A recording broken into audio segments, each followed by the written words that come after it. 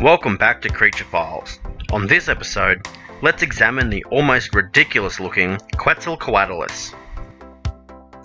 Quetzalcoatlus was named after the feathered serpent god of Mesoamerica and is a member of the Stork family, a group of pterosaurs with long necks and toothless beaks. This giant of the skies lived during the late Cretaceous period between 68 and 66 million years ago. For a flying animal, Quetzalcoatlus was massive, with a wingspan of up to 11 meters, standing as tall as a giraffe, and weighing between 200 and 250 kilograms. This makes Quetzalcoatlus among the largest creatures ever to fly.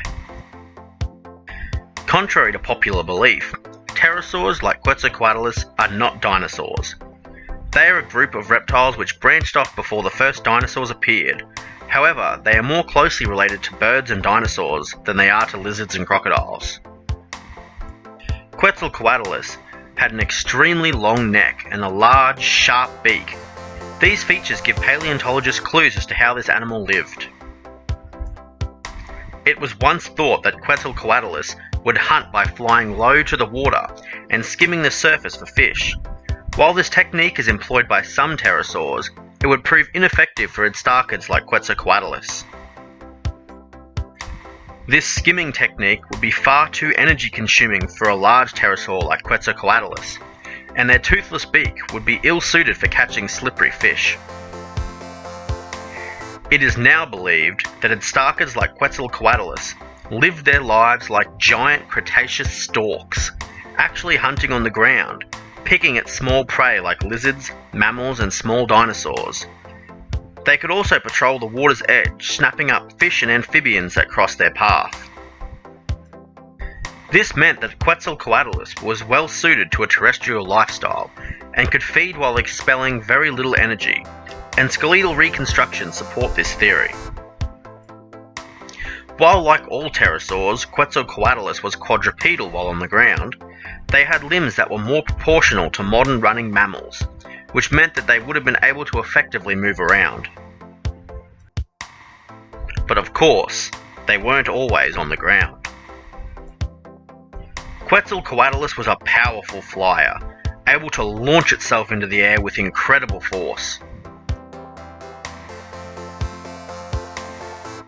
Researchers at Chatham University investigated the flight capabilities of Quetzalcoatlus, factoring in wingspan, body weight, aerodynamics, and computer simulation, determining that Quetzalcoatlus could fly at up to 130 km per hour at altitudes of 4,600 meters and sustain this for between 7 to 10 days. Quetzalcoatlus, like all pterosaurs, had hollow bones containing air sacs, which were an extension of the creature's lungs, helping to decrease body weight and aid in flight. Quetzalcoatlus had many other interesting features.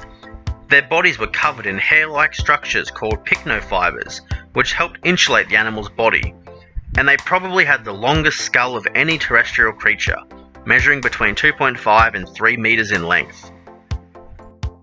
But despite numerous pop culture references, they would not have been powerful enough to lift large creatures into the air, pushing the boundaries of what is possible for powered flight themselves. The pterosaurs like Quetzalcoatlus ruled the skies for much of the Mesozoic era, until they met their doom at the end of the Cretaceous period, with all of the non-avian dinosaurs and marine reptiles in the KT mass extinction. Thanks for watching. If you enjoyed the video, please like and subscribe for more videos like this. Also like Creature Files on Facebook for updates and trivia.